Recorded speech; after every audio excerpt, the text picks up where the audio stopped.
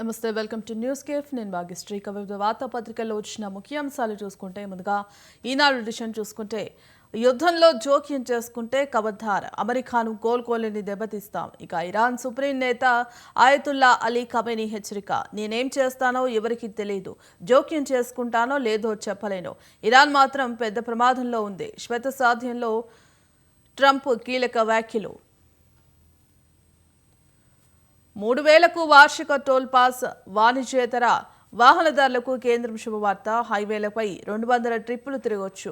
ఒక్కో toll gate ఒక్కో trip. కార్లు, జీపులు, వ్యాన్లకు అవకాశం. ఇక ఆగస్టు 15 నుంచి అమల్లోకి. ఫోన్ ట్యాపింగ్ పచ్చి నిజం, బైబిల్పై ప్రమాణం చేసి చెప్పగలను. ఇదే విషయం వైవి సుబ్బారెడ్డి నాకు చెప్పారు. జగన్ కేసీఆర్ సంబంధం ముందు రక్తబంధం చిన్నబోయింది.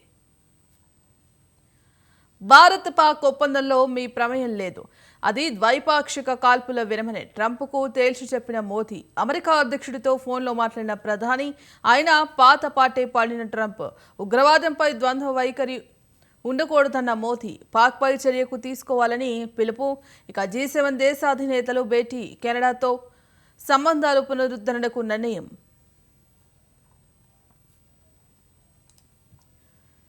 బలకచెర్ల పాపం కేసీఆర్దే, తెలంగాణకు తీరని ద్రోహం చేశారు. 2016-19లో చంద్రబాబు జగన్తో భేటీతో ఈ ప్రాజెక్టుకు ఆయనే మార్గం సుగమం చేశారు. రాయలసీమ రతనాల సీమగా చేస్తానంటూ పెద్దన్నగా సహకరిస్తానంటూ హామీనిచ్చారు. ఇప్పుడేమో ప్రాజెక్టుపై మాట్లాడలేదంటూ మాపై బురద. ప్రాజెక్టుతో రాష్ట్రానికి తీరని అన్యాయం జరిగితే ఆ పాపం మాజీ ముఖ్యమంత్రి కేసీఆర్, హరీష్ రావుదే. ఇక తెలంగాణ ప్రాజెక్టులకు ఏపీ నిరభ్యంతర పత్రం ఇవ్వాలి. మోదీ వద్ద పలుకుబడి ఉన్న బాబుకు అనుమతులు భ్రమే. గోదావరి బనకచెర్లపై మీడియాతో సీఎం రేవంత్. ట్యాపింగ్కు అనుమతించారా? ఎస్ఐబి ఇచ్చిన ఫోన్ నంబర్ల జాబితాను పరిశీలించారా? డీజీపీ జితేందర్, ఇంటెలిజెన్స్ మాజీ చీఫ్ అనిల్ కుమార్కు సిట్ ప్రశ్నలు. ఇక ఎస్ఐబి చీఫ్ హోదాలో ప్రభాకర్ రావు లేఖతోనే అనుమతించామన్న ఉన్నతాధికారులు. ప్రభాకర్ రావు బృందం తప్పుడు సమాచారంతో ట్యాంపింగ్ కోసం అనుమతి పొందినట్టు నిర్ధారణ. మరోసారి ప్రణీతరావు విచారణ. ఇక ట్యాపింగ్ బాధితుల వాగ్మూలాలు నమోదు. ట్యాపింగ్ బాధితుల్లో వై షర్మిలతో పాటు పలువురు వైసీపీ నేతలు. 22న ప్రభాకర్ రావును విచారించిన సిట్. ముగ్గురు బీజేపీ ఎంపీల వాగ్మూలాల కోసం సిట్ అధికారుల ప్రయత్నాలు. టెహ్రాన్పై నిప్పుల వాన. 50 యుద్ధ విమానాలతో విరుచుకుపడిన ఇజ్రాయెల్. మిలిటరీ, ప్రభుత్వ కార్యాలయాలు ధ్వంసం. ఐఆర్జీసీ అనుబంధ వర్సిటీ కూడా అణు కేంద్రంలో సెంట్రిఫ్యూజ్ తయారీ యూనిట్ ధ్వంసం. 3 హెలికాప్టర్లను కూల్చాం. ఇక 3 విమానాల్లో ఒమన్కు చేరుకున్న ప్రభుత్వ అధికారులు. యుద్ధం మొదలైంది అంటూ ఖమేనీ పేర్కొన్నారు. అమెరికాను హెచ్చరించిన సుప్రీం లీడర్, ఇరాన్ లొంగేది లేదని స్పష్టీకరణ. గుడ్ లుక్ అన్న అమెరికా అధ్యక్షుడు. ఖమేనీ లొంగిపోవడమే మంచిదన్న ట్రంప్. ఇజ్రాయెల్పై ఇరాన్ దాడుల కొనసాగింపు. ఒక్క రాత్రి రక్షణ వ్యవస్థకు ఇజ్రాయెల్ చేస్తున్న ఖర్చు 2400 కోట్లు. కవర్ కట్టుకుని హీలియం పీల్చి బల్వన్ మరణం. పని ఒత్తిడి తట్టుకోలేక చార్టెడ్ అకౌంట్ ఆత్మహత్య. హైదరాబాద్లోని గచ్చిబౌలిలో ఘటన. కబుర్ల దేవతకు బాల సాహిత్య అవార్డు. బాల సాహిత్యంలో 50 ఏళ్లకు పైగా గంగిశెట్టి శివకుమార్ కృషి. మైరావన నవలకు యువ పురస్కారం. 25 ఏళ్లకే 3 నవలలు రాసిన ప్రసాద్ సూరి. కేంద్ర సాహిత్య అకాడమీ అవార్డుల ప్రకటన. మారేడుమిల్లిలో ఎన్కౌంటర్. రవి, అరుణ మృతి. ఇక 2 మావోయిస్టు అగ్రనేతలే. మరో నక్సల్ అంజు కూడా మృతి. కగర్ దాడులతో అల్లూరు జిల్లాల్లో రాక. 3 సార్లు తప్పించుకున్న రవి, అరుణ డ్రోన్లతో జాడ తెలుసుకొని ఎన్కౌంటర్. నాడు ప్రభుత్వంతో చర్చల బృందంలో రవి. ఇక వరంగల్ ఆర్ఎస్యు నేతగా మొదలై కేంద్ర కమిటీ సభ్యుడిగా ఎదిగిన రవి. తిరోగమనమే. మే నెలలో అదే దుస్థితి. ఇక రాష్ట్రంలో సంపద పెరగలేదు, అప్పులే పెరిగాయి. జీఎస్టీతో పాటు అమ్మకం పన్ను తగ్గింది. గత ఏడాది మే నెల వరకు పోలిస్తే జీఎస్టీ 350 కోట్లు తగ్గింది. ఇక ఇదే కాలంలో అమ్మకం పన్ను 136 కోట్లు డౌన్. ఇక ప్రజల కొనుగోలు శక్తి నేల చూపులు. సామాజిక సంక్షేమం వ్యయం 6184 కోట్ల కిందికి. ఇక కేంద్ర గ్రాంట్లలో భారీగా 1300 కోట్లు తగ్గుదల. ఈ ఏడాది 2 నెలల్లోనే 22,505 కోట్ల అప్పు. మే నెల వరకు బడ్జెట్ గణాంకాలను వెల్లడించిన కాగా ప్రభుత్వ కుట్ర సిట్ కుత్రంతం ఆధారాలు లేకుండానే చెవిరెడ్డిపై కేసు అక్రమ అరెస్టు రిమాండ్ నివేదిక సాక్షిగా ప్రభుత్వ పన్నాగం పట్టబయలు అవాస్తవాలు అభూత కల్పనతో రిమాండ్ నివేదిక కానిస్టేబుల్ను ప్రలోభాలకు గురిచేసి అతనిచ్చిన అబద్ధపు వాంగ్మూలంతోనే కుట్ర అందుకే ఆయనను 60% ఇంక్రిమెంట్ కోరుకున్న చోట పోస్టింగ్ అబద్ధపు వాంగ్మూలం ఇవ్వని మరో కానిస్టేబుల్పై 3rd డిగ్రీ కేసు లేకుండానే అక్రమంగా లుకౌట్ నోటీసు హైకోర్టు ఆదేశాల ఉల్లంఘన ఇక ఈసీ పరిధిలో కేసు వక్రీకరణ అబద్ధపు వాంగ్మూలం ఇవ్వనందునే వెంకటేష్ నాయుడుపై అక్రమ కేసు దళిత సర్పంచ్కు అవమానం టీడీపీ బీజేపీ నేతల దురహంకారం కర్నూలు జిల్లా దానాపురంలో దళిత సర్పంచ్ను కాళ్ళ దగ్గర నిలబెట్టుకున్న బీజేపీ ఎమ్మెల్యే పార్థసారథి టీడీపీ నాయకురాలు కృష్ణమ్మ ఎస్సీ కావడంతో వేదికపై వద్దన్న కృష్ణమ్మ కాళ్ళ దగ్గర నిలబడాలని సూచించిన ఎమ్మెల్యే పార్థసారథి ఇక టీడీపీ బీజేపీ నేతల తీరుపై ప్రజా సంఘాల మండిపాటు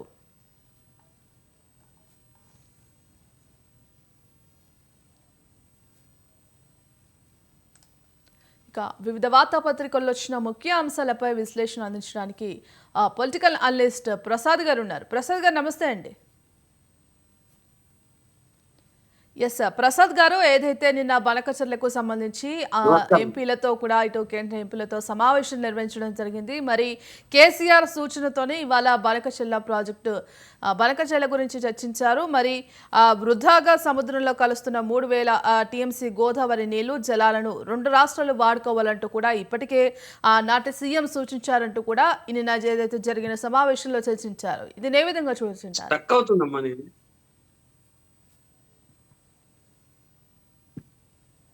ప్రసాద్ గారు,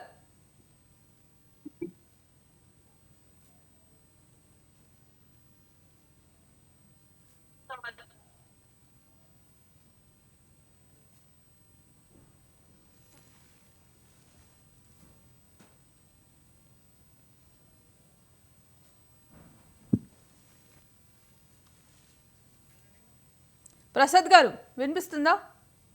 నమస్కారం అండి. నమస్తే అండి. ఎస్, కేసీఆర్ సూచనతోనే బనకచెర్ల 2 తెలుగు రాష్ట్రాల్లో ఈ నీటిని వాడుకోవాలంటూ కూడా నాటి సీఎం సూచించారు. ఒకవేళ బనకచెర్ల విషయంలో ఏదైనా నష్టం జరిగితే ఆ పాపం కేసీఆర్దే అంటూ కూడా నిన్న ఏదైతే జరిగిన సమావేశంలో సీఎం రేవంత్ రెడ్డి వ్యాఖ్యలు చేశారు. అంటే దీన్ని ఏ విధంగా చూడొచ్చు అంటారు?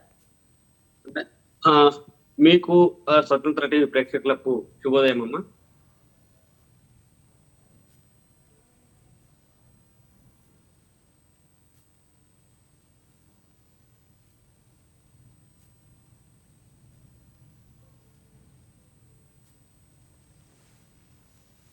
ఈ రకమైనటువంటి వ్యవహారమే చేసిందని చెప్పొచ్చు. ముఖ్యంగా జగన్ తో దోస్తీ చేసిన తర్వాత, జగన్ తెలంగాణకు వచ్చిన తర్వాత జగన్ ని నెత్తిలో పెట్టుకొని జగన్ కు అంతా తానే సూచనలు చేస్తా. ఇప్పుడు కేసీఆర్ కు కోరిక ఉండేది ఏమనంటే ఉమ్మడి రాష్ట్రానికి ముఖ్యమంత్రి కావాలి అని చెప్పి ఆయన కలలు కానివారు. ఆ రకంగా ఇప్పుడు జగన్ ముఖ్యమంత్రి అయిన తర్వాత తానే జగన్ కూడా నడిపిస్తున్నా కాబట్టి ఆంధ్ర రాష్ట్రానికి కూడా తన సూచనలు సలహాలు అవసరం, నేనే ఆంధ్ర రాష్ట్రానికి కూడా ముఖ్యమంత్రిని అనే స్థాయిలో కేసీఆర్ గారు అప్పుడు పనిచేసిండ్రు. అందుకనే జలాల విషయం వచ్చినప్పుడు ఆయన స్పష్టంగా చెప్పినటువంటి మాట మనందరికి తెలుసు. భేషజాలు లేవు.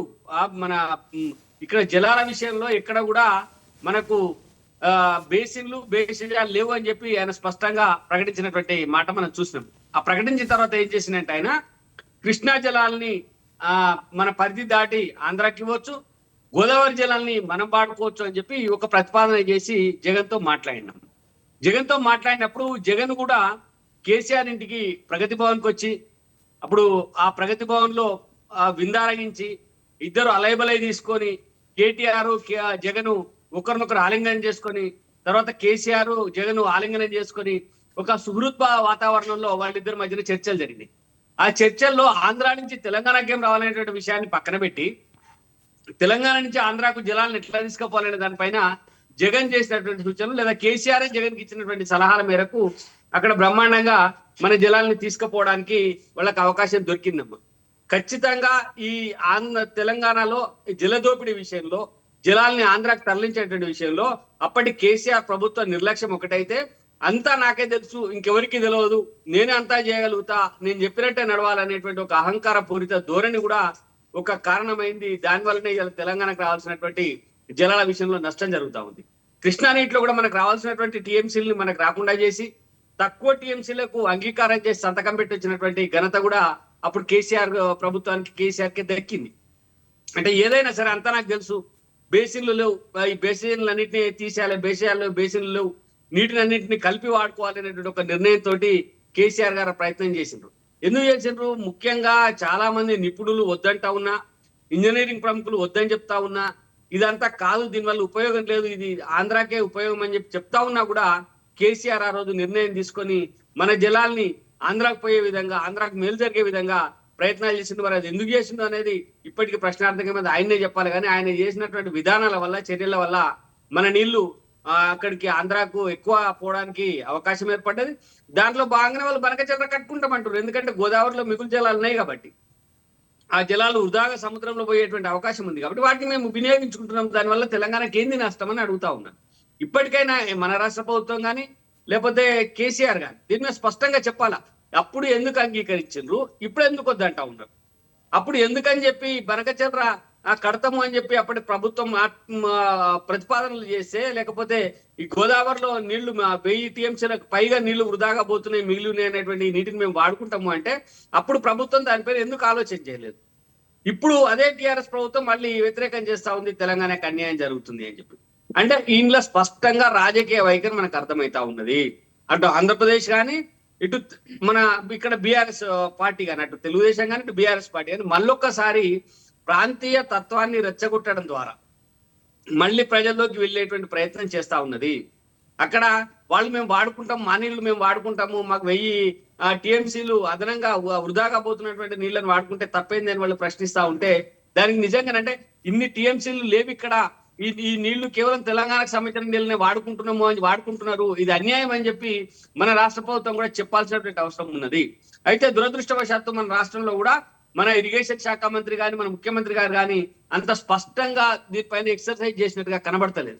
కాబట్టి ఇప్పటికైనా స్పష్టంగా ఒక ఎక్సర్సైజ్ చేసి నీళ్లు ఏ మేరకు వృధాగా పోతున్నాయి, దాన్ని కేసీఆర్ ఏ రకంగా వాళ్ళకి అప్పగించేటువంటి ప్రయత్నం చేసిండు, ఇప్పుడు దాన్ని అడ్డుకోవాలంటే ఏం చేయాలనే దానిపైన దృష్టి సారించాలి తప్ప దీని మీద బీజేపీ పైన లేకపోతే టిఆర్ఎస్ పైన నెపం నెట్టి రాజకీయ పబ్బం గడుపుకోవడానికి కాంగ్రెస్ ప్రయత్నం చేస్తే, కాంగ్రెస్ కు ప్రజల్లో పోవడానికి లేకపోతే కేసీఆర్ చేసిన ద్రోహం విషయం చెప్పడానికి ఏదైనా అవకాశం దొరుకుతుందేమో కానీ మళ్ళీ తెలంగాణకు వీళ్ళు నష్టం చేసిన వాళ్ళుగానే తయారవుతారు. కాబట్టి ప్రభుత్వం, ప్రతిపక్షాలు, తెలంగాణ ప్రజలు ముఖ్యంగా దీనిపైన ఆలోచించాల్సినటువంటి అవసరం అయితే స్పష్టంగా ఉందన్నమాట. ఎస్ ప్రసాద్ గారు, మరి ఇప్పటికే ఏదైతే సీఎం రేవంత్ రెడ్డి వ్యాఖ్యలు 3000 టీఎంసీల నీళ్లు వృధాగా పోతుందని కనిపెట్టిన కేసీఆరే మరి ఆ నీటి వినియోగంపై కూడా నిర్ణయం తీసుకోవాలంటూ కూడా కేటీఆర్ సూచనల మేరకు ఇదంతా జరిగిందంటూ కూడా చెప్తున్నారు. మరోపక్క ఇటు బీఆర్కి సంబంధించిన వాళ్ళు ఇటు తెలంగాణ ప్రయోజనాలను దృష్టిలో ఉంచుకునే కేసీఆర్ ఈ ప్రతిపాదనలు చేశారంటూ కూడా మరోపక్క బీఆర్ఎస్ నేతలు స్పష్టం చేస్తున్న పరిస్థితి కనిపిస్తోంది. అంటే దీన్ని ఏ విధంగా చూడొచ్చు అంటారు? అంటే ఇదే చెప్తా ఉన్నా, అప్పుడు రాజకీయంగా పగ్బం గడుపుకోవడం కోసం చేసినటువంటి ప్రయత్నాలు ఏవైతే ఉన్నాయో అది సరికాదు. కేసీఆర్ గారు అప్పుడు ఆ ప్రతిపాదనలు ఎందుకు చేసినారు? నేను ఆయన చెప్పేది అదే. ఆయన కేసీఆర్ గారు నేనే ఒక గొప్ప మేధావిని, నన్ను మించినోడు లేడు, ఇంకా ఈ ప్రపంచంలో జలాలకు సంబంధించిన అంశాలన్నీ నాకే తెలుసు అనేటువంటి రీతిలో ఆయన మాట్లాడిండు. అది సరికాదు. మనకు గోదావరిలో మిగులు జలాలు ఎన్ని ఉన్నాయి, దాన్ని తెలంగాణకు ఏ రకంగా వాడుకోవచ్చు, మనం వాడుకోగా మిగిలిన జలాలపైనే ఆంధ్రాకి హక్కు ఉంటుంది తప్ప మనం వాడుకోవడానికి ఉండేటువంటి జలాలపైన ఆంధ్రప్రదేశ్కి హక్కు ఉండదు. కాబట్టి వీటన్నిటిని ట్రిబ్యునల్ ముందు పెట్టాల్సినటువంటి అవసరం ఉన్నది. ట్రిబ్యునల్ వాటిపైన చర్యలు తీసుకోవాల్సినటువంటి అవసరం ఉన్నది. కానీ అప్పటి టిఆర్ఎస్ ప్రభుత్వం ట్రిబ్యునల్స్ కానీ కేంద్ర ప్రభుత్వం చేసేటువంటి సూచనలు కానీ పూర్తిగా పెడచెవిన పెట్టింది, పక్కకు పెట్టేసింది. మా ఇష్టం, మా 2 రాష్ట్రాలకు సంబంధించిన నీళ్ల వాటా మేము మా ఇష్టం ఉన్నట్టుగా వాడుకుంటాం అనేటువంటి ఒక ప్రయత్నాన్ని అప్పుడు చేసింది. కాబట్టి ఆయన స్పష్టంగా ప్రకటించగలిగినారు, బేసిన్లు బేసేజాలు లేవు, ఈ నీళ్లను మేము వాడుకుంటాము, ఆంధ్ర మేము సన్నిహితంగా ఉంటాము, జగన్ కు తగిన సూచనలు చేస్తా, రాయలసీమ రతనాల సీమ చేస్తా అని చెప్పి ఆయన పెద్దగా ప్రగల్భాలు పలికింది. అంటే మీకు ఏం తెలియదు, అంతా నేనే చేసి చూపిస్తా, ఈ నీళ్లు ఎట్లా వాడుకున్నా కూడా నేను చెప్తా మీకు అని చెప్పి ఆయన స్పష్టమైనటువంటి మాటలు చెప్పిండు కేసీఆర్ గారు.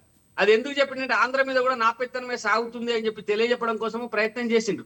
అయితే అప్పుడు జగన్ అంత తెలివి తక్కువడు కాదు, వచ్చిండు ఈయనతోని సఖ్యతగా ఉన్నాడు కానీ మా నీళ్ళని మేమే వాడుకుంటాము, నీ పెత్తనం మా మీద అవసరం లేదు అని చెప్పి వాళ్ళు కొత్త ప్రాజెక్టుల రూపకల్పన వాళ్ళు చేసుకున్నారు. అయితే దానికి కారణం ఏంది? కేసీఆర్ ఇచ్చినటువంటి సూచనలు సలహాలే. ఇక్కడ మిగిలిపోతున్నాయి నీళ్లు, ఈ నీళ్లను మీరు వాడుకోవచ్చు అని చెప్పి ఈయననే వాళ్ళని పడుకున్న వాళ్ళని లేపి తీసుకొచ్చి చేసినటువంటి సూచనల వల్లనే ఇవాళ బనకచెర్ల ప్రాజెక్ట్ అనేది మొదలైంది. దీన్ని అడ్డుకోవాలంటే అప్పుడు కేసీఆర్ చేసినటువంటి తప్పిదాలు ఏ రకంగా ఉన్నాయనేటువంటి విషయాల్ని ఇప్పటి ప్రభుత్వం రేవంత్ రెడ్డి గారు బహిరంగంగా బయట పెట్టాల్సినటువంటి అవసరం ఉన్నది. రాజకీయ విమర్శలు పక్కన పెట్టాలి. రాజకీయ విమర్శలు పక్కన పెట్టి మనకు తెలంగాణకు గోదావరిలో ఉన్నటువంటి వాటా ఎంత, కృష్ణా బేసిన్ లో మనకు ఉన్నటువంటి వాటా ఎంత, కృష్ణా బేసిన్ లో అప్పుడు ఆంధ్రప్రదేశ్ కు ఎక్కువ లబ్ధి చేకూరడం కోసం మనకు తక్కువ లబ్ధి చేకూరేలా కేసీఆర్ చేసినటువంటి సంతకాలు ఏ రకంగా ఉన్నాయి, ఆ ప్రతిపాదనలు, ఆ ఫైళ్లను, ఆ సంతకాలను అన్నింటిని కూడా బహిరంగంగా ప్రజల ముందు పెట్టాల్సినటువంటి అవసరం ఉన్నది. గోదావరిలో మిగులు జలాలు ఎన్ని ఉన్నాయి, వాస్తవంగా ఆ మిగులు జలాల్ని తెలంగాణ ఏ రకంగా వాడుకుంటది, మనకు కాకుండా సముద్రంలో పోయేటువంటి జలాలు ఉంటే వాటిపైన మన అభ్యంతరం ఏముండదు, ఎందుకంటే సముద్రంలో పోతున్నాయి కాబట్టి వాటిని ఆంధ్రప్రదేశ్ వాడుకుంటది. దాని మీద మనం అభ్యంతరం పెట్టినా లేకపోతే ఇంకోరు అభ్యంతరం పెట్టినా ఉపయోగం ఉండదు. కానీ నిజంగానే మన జలాల్ని ఆంధ్రప్రదేశ్ వాడుకుంటుంటే, మన జలాల్ని వాళ్ళు తన్నుకపోతా ఉంటే ఏ రకంగా తన్నుకపోతా ఉన్నారు, దాన్ని ఎట్లా అడ్డుకుందాం అనేటువంటి ప్రయత్నాన్ని కూడా ఇప్పటి ప్రభుత్వం చేయాల్సినట్టున్నది. ఇప్పుడు ప్రభుత్వం అఖిలపక్ష సమావేశాన్ని పెట్టి అందరు నాయకులను పిలిచి మాట్లాడడం ఒక శుభ పరిణామమే. ఇది ఒక అడుగు ముందుకు పడ్డట్టుగా చెప్పొచ్చు. అట్లానే కేంద్రం నుంచి కూడా ఏ రకమైనటువంటి సహకారం మనకు కావాలి, కేంద్రానికి ఏ రకమైనటువంటి ప్రతిపాదనలు పంపాలి, ఎక్కడ మన అభ్యంతరాలు అనేటువంటి విషయాన్ని కూడా స్పష్టంగా ముఖ్యమంత్రి రేవంత్ రెడ్డి గారు మన తెలంగాణ ప్రభుత్వం తరఫున మన జలవనరుల శాఖ దగ్గరికి తీసుకుపోవాలి. వాళ్ళకు కూడా పూర్తి వివరాలు తెలియజేసి అడ్డుకోవాల్సినటువంటి అవసరం అయితే ఉన్నది. లేకపోతే కేసీఆర్ చేసినటువంటి ద్రోహం మళ్ళొక్కసారి తెలంగాణకు శాపంగా మారేటువంటి అవకాశాలు ఉన్నాయి. కాబట్టి రెండు అంశాలు, ఒకటి కేసీఆర్ చేసినటువంటి ద్రోహాన్ని ప్రజల్లోకి తీసుకుపోవడం, రెండోది తెలంగాణకు రావాల్సినటువంటి జలాన్ని ఏ రకంగా మనం దక్కించుకోవాలి, దానికోసం ఏం ప్రతిపాదనలు చేయాలి, ఎట్లా కేంద్రాన్ని ఒప్పించాలనేటువంటి రెండో అంశం. అంటే ఈ రెండు విధాలుగా ప్రభుత్వం పనిచేయాల్సినటువంటి అవసరం అయితే ఉన్నది. తద్వారా అప్పటి బీఆర్ఎస్ ప్రభుత్వం కేసీఆర్ తెలంగాణకు చేసినటువంటి ద్రోహాన్ని మరొకసారి ప్రజల ముందు పెట్టేటువంటి అవకాశం దొరుకుతుంది.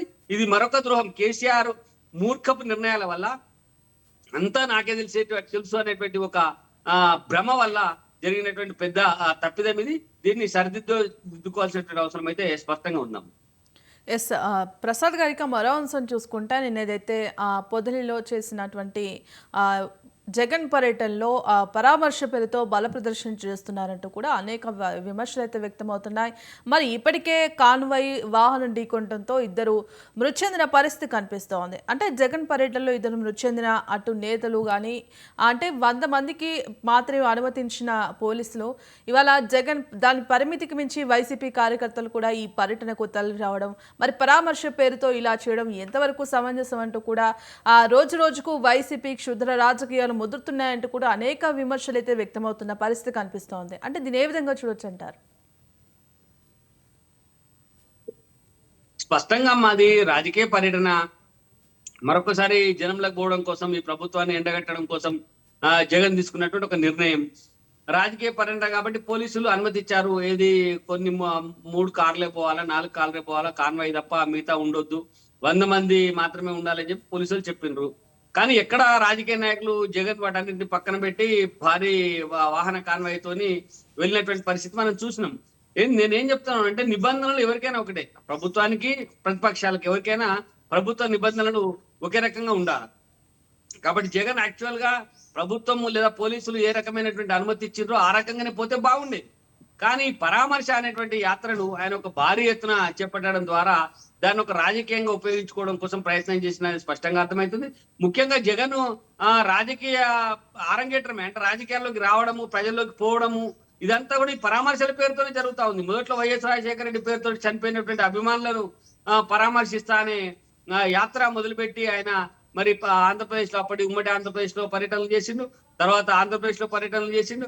అంటే ఆయన అంతా కూడా ఎవరు చనిపోతారా ఎప్పుడు పోయి పరామర్శించాలన్నా, పరామర్శించడం ద్వారా తన పెద్ద ఎత్తున ఒక ప్రాపకాన్ని ప్రజల ముందు ఉంచేటువంటి ప్రయత్నం చేస్తున్నట్టుగా మనకు స్పష్టంగా అర్థమవుతా ఉన్నది. జగన్ నిన్న చేసినటువంటి పర్యటన ఖచ్చితంగా రాజకీయ ప్రేరేపితమైనటువంటి పర్యటన, ఖచ్చితంగా వైఎస్ఆర్సీపీ బలాన్ని చెప్పేందుకు చేసినటువంటి పర్యటన. ఒకవేళ నిజంగానే అది పరామర్శ అయితే పార్టీకి జెండాలు ఎందుకు, పెద్ద ర్యాలీలు ఎందుకు, భారీగా విజయోత్సవ సభకు పోతుంది. ఆయన చనిపోయినటువంటి కార్యకర్త కుటుంబాన్ని పరామర్శించడానికి పోతా ఉన్నాడు. పరామర్శించడానికి పోతా ఉంటే ఇదేంది పెద్ద ఎత్తున స్వాగతాలు, తోరణాలు, భారీ ప్రదర్శన, జనాలు, ఇవన్నీ అవసరం లేదు. అంటే కేవలం పరామర్శ పేరుతో ఆయన రాజకీయ యాత్ర చేసినట్టుగా మనకు స్పష్టంగా అర్థమవుతా ఉన్నది. ఆయన కావాలనుకుంటే రాజకీయ యాత్ర పేరుతో చేయాల్సింది. ఈ ప్రభుత్వంలో దళితులకు అన్యాయం జరుగుతుంది, బీసీలకు అన్యాయం జరుగుతుంది, వైఎస్ చెప్పి కార్యకర్తలకు అన్యాయం జరుగుతుంది కాబట్టి నేను యాత్ర చేస్తా అని చెప్పి ఆయన ఒక పర్మిషన్ కోర్టు నుంచైనా తీసుకొని చేయాల్సింది. కానీ అలా కాకుండా పరామర్శను అడ్డు పెట్టుకొని ఈ రకమైనటువంటి రాజకీయ యాత్రలు చేయడం, రాజకీయంగా ప్రసంగాలు చేయడం, రాజకీయంగా భారీ సమీకరణ చేసి పోవడం అనేది సరైనటువంటిది కాదు. ఇది జగన్ పునరాలోచించాలి. అట్లనే రాష్ట్ర ప్రభుత్వం కూడా ప్రతిదానికి అడ్డంకులు సృష్టించి అసలు ప్రతిపక్షాలు ప్రజల్లోకి పోకుండా అడ్డుకోవాలనేటువంటి ప్రయత్నాలు కూడా సరైనటువంటి విధానం కాదు. రాజ్యాంగ పరంగా ప్రతిపక్షాలకు ప్రజల్లోకి పోయేటువంటి అవకాశం ఉంది. ప్రభుత్వం చేస్తున్నటువంటి పనులను విమర్శించేటువంటి, ఎండగట్టేటువంటి అవకాశం, హక్కు ప్రతిపక్షానికి ఉంది. కాబట్టి ప్రభుత్వం కూడా ఇట్లాంటి విషయంలో చూస్తున్నట్టుగా పోవాలా, వాళ్లకు ప్రజల్లోకి వెళ్ళేటువంటి అవకాశం కల్పించాలా, పర్మిషన్లు ఇవ్వాలా. ఆ రకంగా చేయకపోయినట్టయితే ఆ గతంలో జగన్ చేసినటువంటి నేతృత్వ పోకళ్లే మళ్ళీ తెలుగుదేశం చేస్తుంది అనేటువంటి అపవాదం వచ్చేటువంటి అవకాశం ఉంది. కాబట్టి ఆ విధంగా నిర్ణయాలు తీసుకోవాల్సినటువంటి అవసరం ఉందమ్మా. అంటే రౌడీ షీటర్ల పరామర్శ పేరుతో రౌడీ షీటర్లను పరామర్శించుకుంటూ ఇదంతా చేసుకుంటూ అరాచకం సృష్టిస్తున్నారంటూ మరోపక్క ఆ విమర్శలు వ్యక్తమవుతున్నాయి. మరోపక్క ఈ ఫ్లెక్సీలు పెట్టి బెదిరిస్తున్నారంటూ కూడా తీవ్ర స్థాయిలో ఫైర్ అయిన పరిస్థితి కనిపిస్తోంది. అంటే ఇదంతా ఒక రాజకీయమైన కుట్ర అనుకోవచ్చా? మళ్ళీ రాజకీయాల్లో కూటమి ప్రభుత్వంపై కొంత నెగిటివిటీ తీసుకొచ్చి జగన్ మళ్ళీ ఎలాగైనా ప్రభుత్వంలోకి రావాలంటూ కొంత ప్రయత్నాలు చేస్తున్నట్టు అనుకోవచ్చు. అంతే కదమ్మా, ప్రతిపక్షం చేసే పనే అది కదా. ఈ ప్రభుత్వం చేసినటువంటి విధానాలను ఎండగట్టడం ద్వారా, ప్రజల్లోకి పోవడం ద్వారా ఏ అవకాశం దొరికినా ఆ అవకాశాన్ని వినియోగించుకోవడానికి ప్రతిపక్షం ప్రయత్నం చేస్తుంది. ఆ ప్రయత్నమే జగన్ చేస్తా ఉన్నాడు. కాకపోతే నేను అనేది ఏంటంటే పరామర్శల పేరుతోటి పోకుండా ప్రతిపక్షాన్ని, ప్రభుత్వాన్ని విమర్శిస్తాను, ప్రభుత్వం చేస్తున్నటువంటి చర్యలు ఇవి అని చెప్పి బాహాటంగా ప్రకటనలు చేసిపోతే బాగుంటుంది అని అనిపిస్తా ఉంది. అలా కాకుండా ఏదో పరామర్శ పేరుతోటి పోయి ప్రభుత్వం పైన విమర్శలు చేయడం, లేకపోతే చనిపోయింది రౌడీ షీటర్ అమ్ముకోవడానికి కాదు. చనిపోయినటువంటి వ్యక్తి ఎవడైనా సరే, ఒక మనిషి, ఒక కుటుంబానికి అన్యాయం జరిగింది, కుటుంబం ఇబ్బందులు పడతా ఉన్నప్పుడు, వాళ్ళ కార్యకర్త అయినప్పుడు పోయి పరామర్శించడం తప్పలేదు. కానీ పరామర్శించడానికి ఎవరైనా చనిపోతే, ఎవరైనా ఇంటికన్నా పోతే ఈ స్థాయిలో భారీ కాన్వాయ్ తోటి జెండాలు పెట్టుకొని విజయోత్సవ సభ నిర్వహించినట్టుగా పోతారా అమ్మ? అది జగన్కే సాధ్యం, ఇంకెవరికి సాధ్యం కాదు. కాబట్టి నేనేం చెప్తున్నాను అంటే, జగన్ నిజంగానే ప్రభుత్వం పైన విమర్శలు ఎక్కువ పెట్టాలనుకుంటే, ప్రభుత్వాన్ని విమర్శించాలనుకుంటే, ఈ ప్రభుత్వాన్ని ఎండగట్టాలనుకుంటే ప్రభుత్వ విధానాలను విమర్శిస్తూ ప్రజల్లోకి వెళ్ళు. ప్రభుత్వం నీకు పర్మిషన్లు ఇవ్వకపోతే కోర్టుకు పోయి పర్మిషన్లు తెచ్చుకో, లేకపోతే నిరాహార దీక్షలు చేయి, లేకపోతే ఈ రకంగా నువ్వు ఏ రకమైనటువంటి ప్రజాస్వామ్యంలో పోరాటాలు చేయగలుగుతావు ఆ రకంగా చెయ్యి. కానీ ఈ పరామర్శల్ని, లేకపోతే ఈ చనిపోయినటువంటి వాళ్ళని అడ్డం పెట్టుకొని ఈ రకమైనటువంటి విధానాలు చేయడం జగన్ కు సరికాదు. ప్రతి అంశాన్ని అడ్డుకోవడం టీడీపీకి కూడా సమర్థనీయం కాదు. కాబట్టి ఆంధ్రప్రదేశ్ లో ప్రజాస్వామ్య పునరుద్ధరణ జరగాలి, ప్రతిపక్షాలకు అవకాశం ఇవ్వాలి, ప్రతిపక్షాలు కూడా ప్రజా సమస్యలపైన పోరాటం చేయాలి. కానీ ఈ పరామర్శల పేరుతో రాజకీయాలు చేయొద్దని చెప్పి నేను కోరుకుంటాను. ఎస్ ప్రసాద్ గారు, ఇక మరో అంశం చూసుకుంటే ఏపీలో సాగునీటిపై యుద్ధం కొనసాగుతోంది. మరి తెలంగాణ కోసం కేసీఆర్ రంగంలోకి దిగుతున్నారు. ఇప్పటికే బీఆర్ఎస్ పోరుపాట పేరుతో అందుకు సంబంధించిన ప్రణాళికలు కూడా రూపొందిస్తున్నారు. ఇక త్వరలోనే కేసీఆర్ నేతృత్వంలో భారీగా సదస్సు ఉండబోతోందంటూ కూడా ఇప్పటికే ఆ శ్రేణులకు పార్టీ అధినేత కూడా దిశానిర్దేశం చేస్తున్నారంటూ కూడా పరిస్థితి కనిపిస్తోంది. అంటే దీన్ని ఏ విధంగా చూడొచ్చు అంటారు?